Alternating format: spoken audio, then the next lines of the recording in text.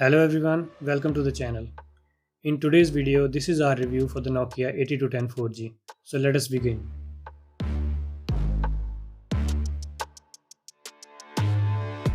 Nokia 8210 4G is the latest addition to Nokia's 4G feature phone lineup. It is priced at 4000 rupees on Amazon.in. Does the phone justify its price? And more importantly, the brand name? We will try to find everything in the video so that by the end you can make an informed buying decision.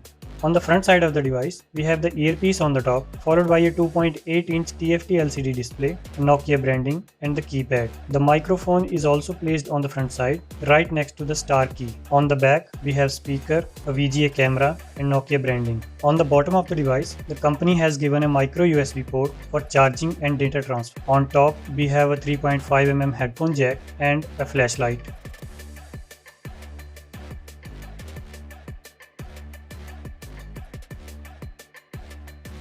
It is powered by a 1450 mAh removable lithium-ion battery. Inbox charger has an output of 5 volts and 550 milliamps. That is a total output of 2.75 watts. By removing the back cover, we are greeted with a micro SD card slot which can take up to 32 GB and 2 nano SIM card slots. Both the slots support 4G and VoLTE. The phone is entirely made up of plastic and feels good to hold. Keypad is also well laid out and is easy to use. There is a good tactile feedback, so there are no complaints over there. Display is covered with plastic and can get scratches very easily. You might want to put a lamination on the display to protect it. However, we are using the device without any lamination. The phone is powered by a Unisoc T107 chip with a single core CPU. It has 48 MB of RAM. According to the company, the phone has 128 MB of internal storage, but the usable storage inside the phone is just 27 MB.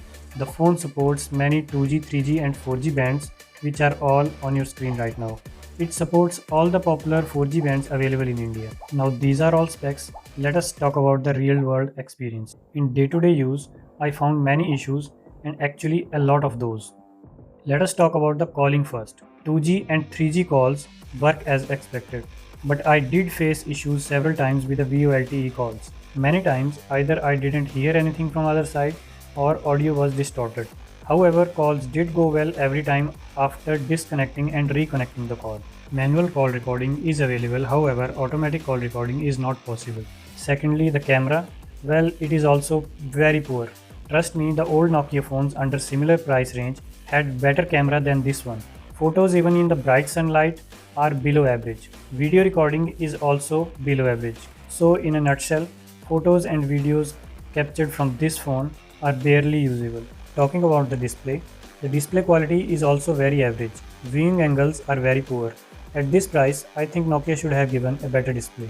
Sunlight legibility of the display is not good. Even at full brightness, screen is hard to read in sunlight. Most people will be interested in this phone for the elderly people in their family. So for that use case, a brighter display would have been better. The battery performance is good. Company claims up to 29 days of standby time and up to 8 hours of talk time. And the battery does last long in the real world. In our test, it took more than 2.5 hours to charge the battery from 0 to full. It is way too slow for such a small battery. Wireless FM radio works well and FM reception is good. There is an option to record FM as well. The audio quality from 3.5 mm jack is decent enough. The phone supports Bluetooth 5.0 and I was able to connect my Bluetooth headset.